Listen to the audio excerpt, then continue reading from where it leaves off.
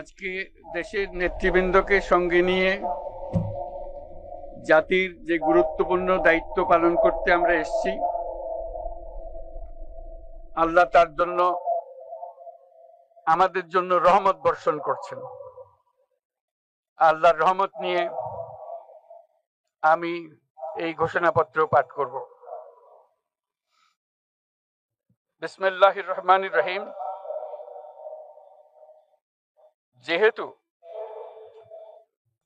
উপনিবেশ বিরোধী লড়াইয়ের সুদীর্ঘকালের ধারাবাহিকতায় এই ভূখণ্ডের মানুষ দীর্ঘ 23 বছর পাকিস্তানের স্বৈরশাসকদের বঞ্চনা ও শোষণের বিরুদ্ধে রুখে দাঁড়িয়েছিল এবং নির্বিচার গণহত্যার বিরুদ্ধে গণপ্রতিরোধ গড়ে 1971 সালে 26শে মার্চ স্বাধীনতা ঘোষণা করে রক্তক্ষয়ী মুক্তিযুদ্ধের মাধ্যমে জাতীয় মুক্তির লক্ষ্যে বাংলাদেশ রাষ্ট্র প্রতিষ্ঠা করেছিল।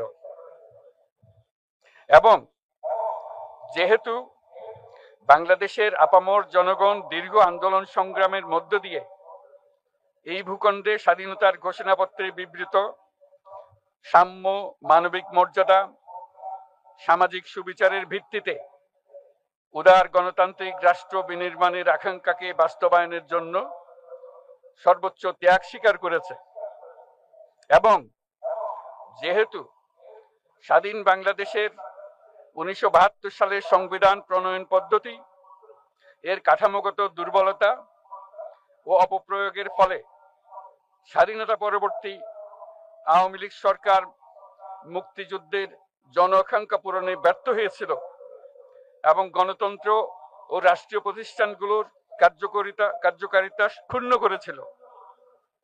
এবং যেহেতু স্বাধীনতা পরবর্তী আওয়ামী লীগ সরকার স্বাধীনতার মূল মন্ত্র গণতান্ত্রিক শাসন ব্যবস্থার বিপরীতে বাকশাল নামে সাংবিধানিকভাবে একদলীয় শাসন ব্যবস্থা কায়েম করে এবং মত প্রকাশ ও বিচার বিভাগের স্বাধীনতা হরণ করে, যার প্রতিক্রিয়ায় 1975 সালের 7ই নভেম্বর দেশের সিপাহী জনতার ঐক্যবদ্ধ বিপ্লব সংগঠিত হয় এবং পরবর্তী সময়ে একদলীয় বাকশাল পদ্ধতির পরিবর্তে বহুদলীয় গণতন্ত্র, মত প্রকাশ ও বিচার বিভাগের স্বাধীনতা পুনঃপ্রবর্তনের পথ সুগম হয়।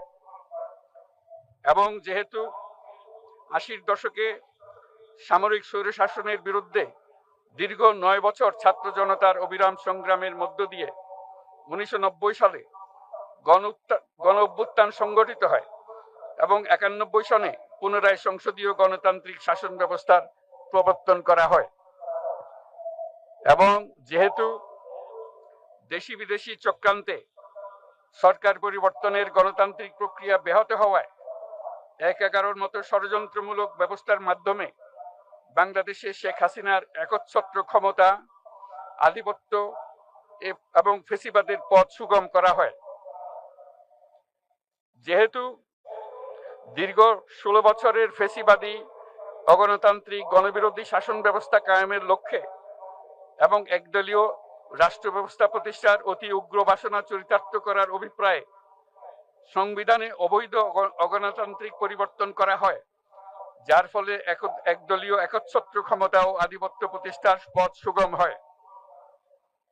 এবং যেহেতু শেখ হাসিনার আওয়ামী লীগ সরকারের দুঃশাসন, গুম খুন, আইন বহির্ভূত হত্যাকাণ্ড, মত প্রকাশের স্বাধীনতা হরণ এবং একদলীয় স্বার্থে সংবিধান সংশোধন ও পরিবর্তন বাংলাদেশের সকল রাষ্ট্রীয় সাংবিধানিক প্রতিষ্ঠান সমূহকে ধ্বংস করে। এবং যেহেতু হাসিনা সরকারের আমলে তারই নেতৃত্বে একটি চরম গণবিরোধী, একতান্ত্রিক ও মানবাধিকার হরণকারী শক্তি বাংলাদেশকে একটি ফেসিবাদী, মাফিয়া এবং ব্যর্থ রাষ্ট্রের রূপ দিয়ে আন্তর্জাতিকভাবে বাংলাদেশের ভাবমূর্তি ক্ষুণ্ণ করে।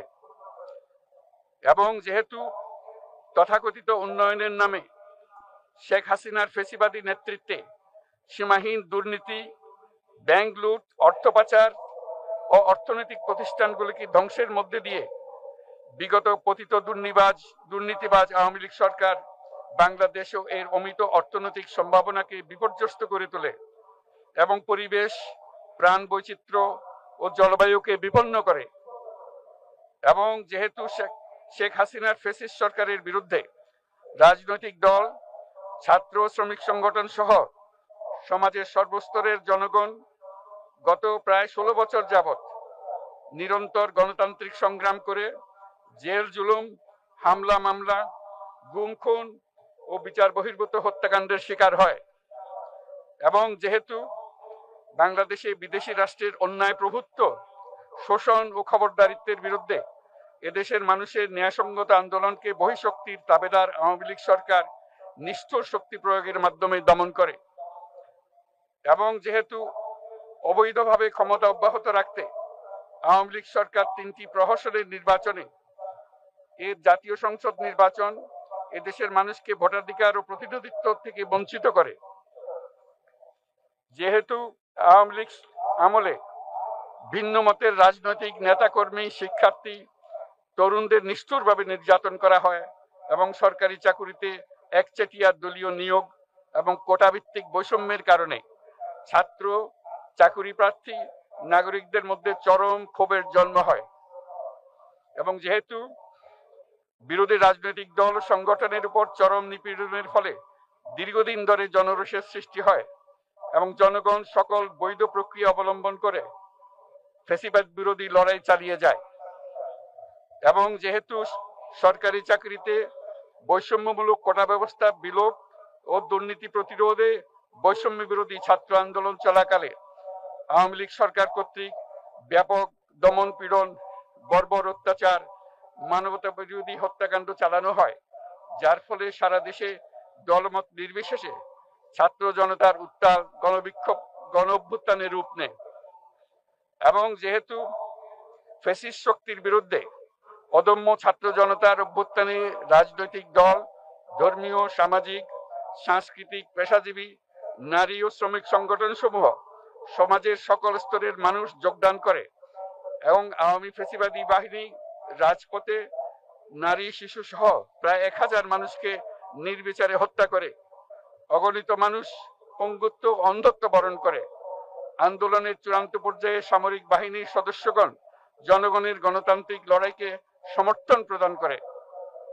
এবং যেহেতু অবৈধ শেখ হাসিনা সরকার পতন, ফ্যাসিবাদী ব্যবস্থার বিলোপ এবং নতুন রাজনৈতিক বন্দোবস্তের লক্ষ্যে বৈষম্য বিরোধী ছাত্র আন্দোলনের ডাকে জনগণ অসহযোগ আন্দোলন শুরু করে, পরবর্তী সময়ে 5ই আগস্ট ঢাকা অভিমুখে লং মার্চ পরিচালনা করে এবং ফ্যাসিবাদ বিরোধী আন্দোলনরত সকল রাজনৈতিক দল, ছাত্র জনতা তথা সর্বস্তরের সকল শ্রেণীর, পেশার, আপামর জনসাধারণ তীব্র আন্দোলনের চূড়ান্ত পর্যায়ে গণভবনমুখী জনতার উত্তাল যাত্রার মুখে ফ্যাসিস্ট হাসিনা 5ই আগস্ট 2024 তারিখে পদত্যাগ করে দেশ ছেড়ে পালিয়ে যেতে বাধ্য হয়। এবং যেহেতু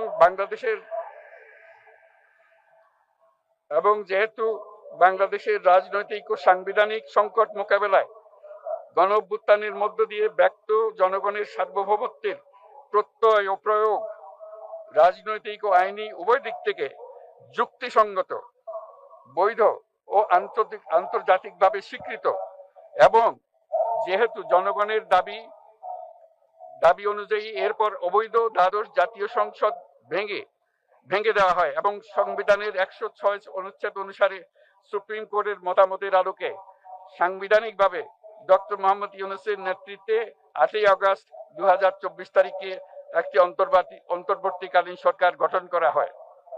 এবং যেহেতু বাংলাদেশের সর্বস্তরের জনগণের ফ্যাসিবাদ বিরোধী তীব্র আকাঙ্ক্ষা এবং ছাত্র জনতার অভ্যুত্থানের মধ্য দিয়ে ফ্যাসিবাদ, বৈষম্য, দুর্নীতিমুক্ত সমাজ ও রাষ্ট্র বিনির্মাণের অভিপ্রায় প্রকাশিত হয়, সেই হেতু বাংলাদেশের জনগণ সুশাসন ও সুষ্ঠু নির্বাচন, ফ্যাসিবাদী শাসনের পুনরাবৃত্তি রোধ, আইনের শাসন, অর্থনৈতিক ও সামাজিক ন্যায় বিচার নিশ্চিত করার লক্ষ্যে নিয়মতান্ত্রিক উপায়ে বিদ্যমান সংবিধান ও সকল রাষ্ট্রীয় সাংবিধানিক প্রতিষ্ঠানের গণতান্ত্রিক সংস্কার সাধনের অভিপ্রায় ব্যক্ত করে। এবং সেহেতু বাংলাদেশের জনগণ বিগত 16 বছরের দীর্ঘ ফেসিবাদ বিরোধী আন্দোলন সংগ্রামকালে এবং 2024 সালের জুলাই গণঅভ্যুত্থানকালীন সময়ে ফ্যাসিস্ট আওয়ামী লীগ সরকার কর্তৃক সংগঠিত গুম খুন, হত্যা, গণহত্যা, মানবাধিকার বিরোধী অপরাধ ও সকল ধরনের নির্যাতন, নিপীড়ন ও রাষ্ট্রীয় সম্পত্তি লুণ্ঠনের অপরাধ সমূহের দ্রুত উপযুক্ত বিচারের দৃঢ় অভিপ্রায় ব্যক্ত করছে। সেহেতু বাংলাদেশের জনগণ জুলাই জনগণের সকল শহীদদের জাতীয় বীর হিসেবে ঘোষণা করে শহীদদের পরিবার, আহত যোদ্ধা এবং আন্দোলনকারী ছাত্র জনতাকে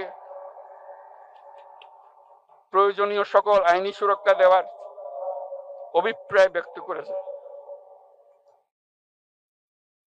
এবং সেহেতু বাংলাদেশের জনগণ যুক্তিসঙ্গত সময়ে আয়োজিতব্য অবাধ ও সুষ্ঠু ও নিরপেক্ষ একটি নির্বাচনের মাধ্যমে গঠিত জাতীয় সংসদে প্রতিশ্রুত প্রয়োজনীয় সাংবিধানিক সংস্কারের মাধ্যমে দেশের মানুষের প্রত্যাশা, বিশেষত তরুণ প্রজন্মের আকাঙ্ক্ষা অনুযায়ী আইনের শাসন ও মানবাধিকার, দুর্নীতি, শোষণমুক্ত, বৈষম্যহীন ও মূল্যবোধ সম্পন্ন সমাজ এবং গণতান্ত্রিক রাষ্ট্র ব্যবস্থা প্রতিষ্ঠার অভিপ্রায় ব্যক্ত করেছে। এবং সেহেতু বাংলাদেশের জনগণ এই প্রত্যাশা ব্যক্ত করছে যে একটি পরিবেশ ও জলবায়ু সহিষ্ণু, অন্তর্ভুক্তিমূলক, টেকসই উন্নয়ন কৌশলের মাধ্যমে বর্তমান ও ভবিষ্যৎ প্রজন্মের অধিকার সংরক্ষিত হবে। এবং সেহেতু বাংলাদেশের জনগণ এই অভিপ্রায় ব্যক্ত করছে যে ছাত্র গণঅভ্যুত্থানের 2024-এর উপযুক্ত রাষ্ট্রীয় সাংবিধানিক স্বীকৃতি প্রদান করা হবে এবং পরবর্তী নির্বাচনে নির্বাচিত সরকারের সংস্কারকৃত সংবিধানের তফসিলে এই ঘোষণাপত্র সন্নিবেশিত করা হবে।